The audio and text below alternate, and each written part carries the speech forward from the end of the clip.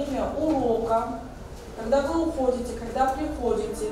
Ош шаарындагы орус тилдүү мектептерде китеп тартыштыгы бар. Бул көйгөй айрыкча башталгыч класстар менен жогорку класстарда жаралууда. Мындан улам ата-энелер балдарына өздөрү сатып берүүгө мажбур болушкан. Бул кандуу камсыздай албадык. Анткени китеп менен дептер бул бир жолу колдонуучу да. Бала ошол китепти колдонуп, даже өзүнүн кол жазмасы менен запись калтырат.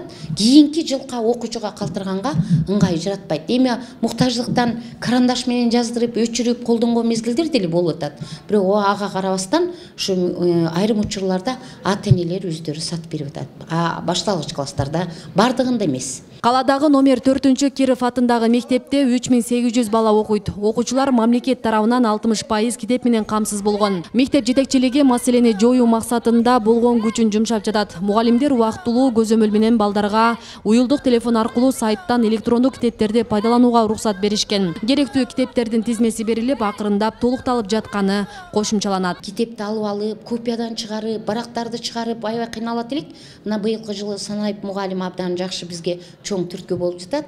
Айрым мектептерде телефонго тыюу салабыз, алып койгула деген идеяларды айтты. Бирок биз мугалимдин көзөмөлү менен ошо китебим жок деген балага уруксат бердик.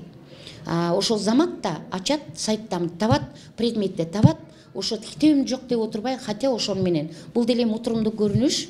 Китепти барактап ачып окуган бөлөк нерсе, муну биз отрицать эте албайбыз. Бирок мүмкүнчүлүктөн ушул жол менен чыкса деле болот экен да.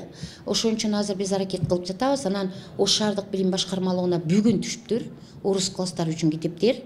Азыр алабыз дешип атат. Ош шаарында билим берүү башкармалыгы окуучуларды 90% китептер менен камсыз кылганын билдиришет. Деген менен анын ичинен көпчүлүк пайызы эскилиги жетип, жараксыз абалга кептелген.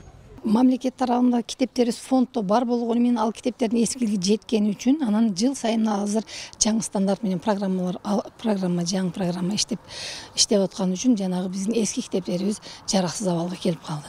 Ошондуктан азыр ата-эне менен мектептердин ортосунда бир аз ошол чоң көйгөйлөр жаралып жатат. Ош облусунда жаңы окуу жылына карата 552 мектеп окуучуларга эшигин ачты. Анда 264 миңге жакын бала билим алуусун улантышууда. Китеп менен камсыздоо 80% түзүп, негизги көйгөйлөр орус тилдүү мектептерде экени белгиленди.